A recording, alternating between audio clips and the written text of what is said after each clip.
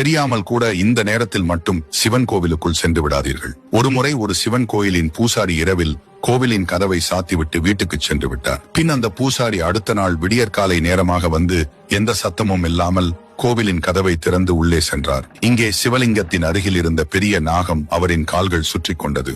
பூசாரி செய்வதறியாமல் பதற்றத்தில் சிவநாமத்தை கூறினார். பின் அந்த நாகம் பூசாரியை விடுவித்தது. பூசாரி பின் வேகமாக வெளியே சென்று நின்று நாகத்தை வணங்கினார். உடனே நாகம் சிவலிங்கத்தின் பின்னால் சென்றது. பூசாரி மனதை தைரியப்படுத்திக் கொண்டு உள்ளே சென்றார். அப்போது அந்த நாகம் அங்கே இல்லை. அப்போதுதான் அந்த பூசாரி உணர்ந்தார், நாகத்தின் வடிவில் இருந்தது சிவபெருமான் தான் என்று. அதனால்தான் சிவன் கோயிலின் கதவை திறக்கும் பொழுது சங்குகள் ஊதி மத்தளங்கள் கொட்டி மந்திரங்களை வாசித்து 3 முறை கதவை தட்டிய பின்புதான் கதவை திறப்பார். ஏனெனில் கோவிலின் உள்ளே சிவன் எந்த ரூபத்தில் கூட இருப்பார். சிவனின் மீது நம்பிக்கை உள்ளவர்கள் சப்ஸ்கிரைப் மற்றும் லைக் செய்து ஓம் நம சிவாய என்று கமெண்ட் செய்யுங்கள்.